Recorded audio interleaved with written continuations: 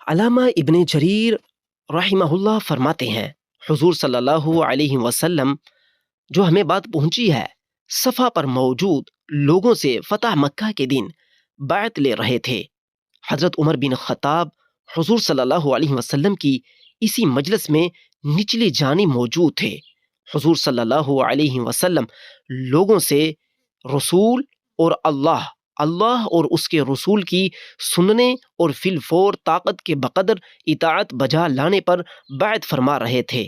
جب رسول اللہ مردوں کی بیعت سے فارغ ہو گئے تو عورتیں بیعت کرنے کے لیے حاضر ہوئیں، تو ان میں سب سے اول ہند بنت عتبہ تھیں۔ وفیہن ہند بنت عتبہ متنقبۃ متنکرۃ بحدیثها۔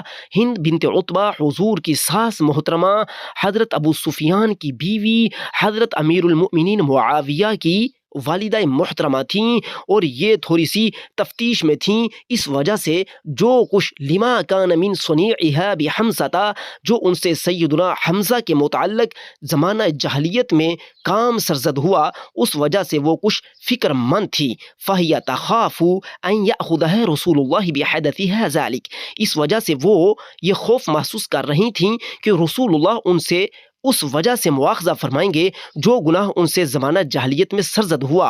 فرماتی ہیں فلما دنین من رسول اللہ لیبایعہن قال، جب ہم حضور کے قریب ہوئیں تاکہ حضور سے بیعت کریں، حضور نے سب سے پہلے ہمیں فرمایا بایعننی علی اللہ تشرکن باللہ شیئا، اور تو مجھے اس بات پر بیعت دو کہ تم اللہ سے کسی بات پر کسی چیز کو شریک نہ ٹھہراؤ گی۔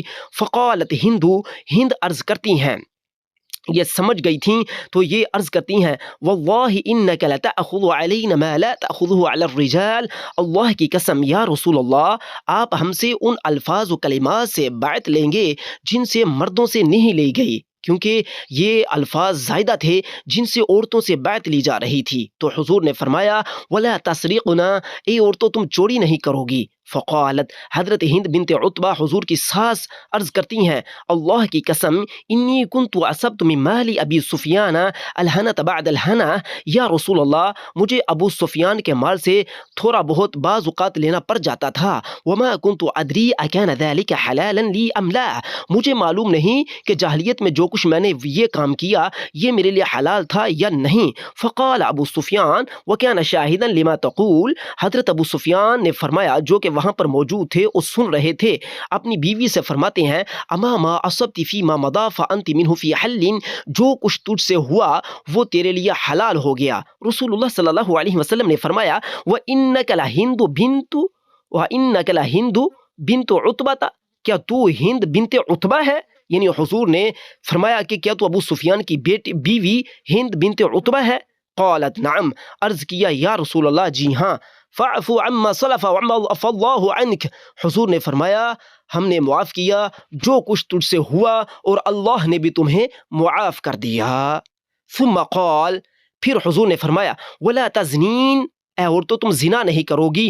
فقالت یا رسول اللہ، تو حضرت ہند بنت عتبہ یعنی حضور کی ساس نے عرض کیا یا رسول اللہ وہل تزنی الحرۃ، کیا آزاد عورت بھی زنا کرتی ہے؟ پھر حضور نے فرمایا ولا تقتلن اولادکن، تم اپنی اولادوں کو قتل نہیں کرو گی۔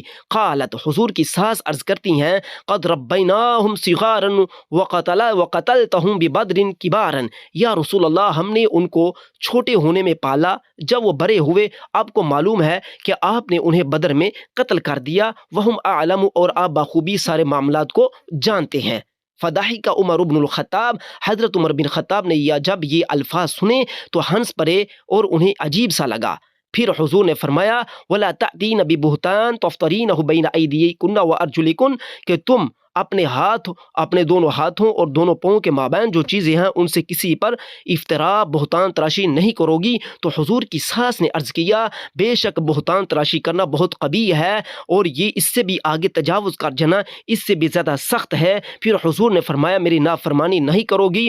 حضور کی ساس نے عرض کیا کہ بے شک نیک کام میں نافرمانی نہیں ہوگی۔ اس کے بعد حضور صلی اللہ علیہ وسلم نے حضرت عمر سے فرمایا بایعہن واستغفر لہن اللہ ان اللہ غفور الرحیم، باقی عورتوں سے بیعت لو، اللہ سے ان کے لیے بخشش طلب کرو، بے شک اللہ بخشنے والا رحم فرمانے والا ہے۔ سامعین، ثابت ہوا کہ حضور نے صاف فرما دیا تھا فاعفو عما سلف عفو اللہ عنک، کہ جو کچھ ہوا اس سے اللہ تعالیٰ نے تمہیں معاف فرما دیا، ہم نے تمہیں معاف فرما دیا۔ اور ہند بنت عتبہ کو رسول اللہ نے بالکل معاف فرما دیا، جاہلیت کے تمام گناہوں کی معافی دے دی۔ یہ بات درج کی ہے حافظ علامہ ابن جریر نے، آپ اس کو دیکھ سکتے ہیں تاریخ طبری جلد 3 صفحہ 61 پر یہ بات موجود ہے۔